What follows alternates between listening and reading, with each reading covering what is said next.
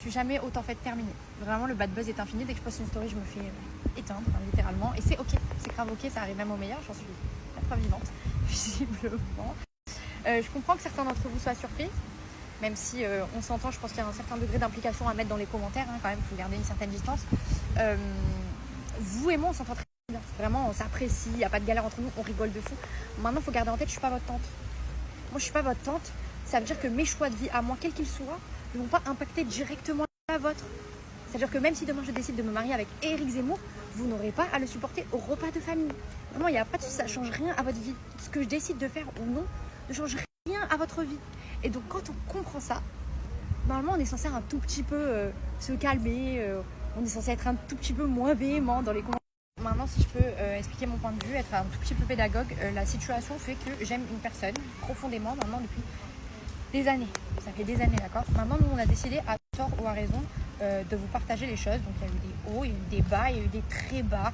Vous avez vu, j'ai vu, la France a vu, on est fatigué, tout le monde est fatigué, moi la première, il n'y a pas de souci. Maintenant, le fait est que j'aime cette personne. Qu'est-ce que je fais ? Sous prétexte que vous avez eu de la peine pour moi, que vous avez eu pitié, sous prétexte que j'ai pleuré, sous prétexte que les bas ont été trop bas à votre goût, qu'est-ce que je fais ? Je prends cette personne que j'aime, je la laisse sur le côté et je fais quoi après ? Ensuite, j'enchaîne 15, 20, 30 mecs, j'ai pas envie, moi je suis pas comme ça, j'aime pas, je suis pas comme ça. Qu'est-ce que je fais ? Parce qu'à un moment donné, il faut que je fasse ma vie. Qu'est-ce que je fais ? Je tente avec combien de gars ? Parce que j'ai essayé de m'ouvrir, hein, de parler, de faire des rencontres, etc. Ça me dégoûte.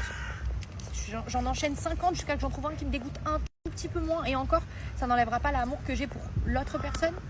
Il faut faire quoi ? Je me force, je vais jusqu'au bout du processus. Non, parce qu'en vrai, en réalité, si je me coiffe et que je me maquille un peu, je traverse la rue, je trouve un mec. Qu'est-ce que je fais ?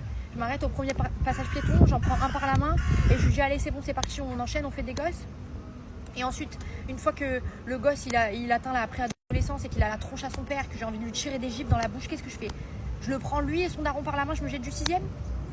Non, c'est pas comme ça les enfants, c'est pas comme ça. Je ne peux pas lutter contre ce que je ressens. Qu'est-ce que je fais ? Je vais me faire hypnotiser, des électrodes dans la tête. À un moment donné, je comprends que vous ne soyez pas content, il n'y a pas de souci.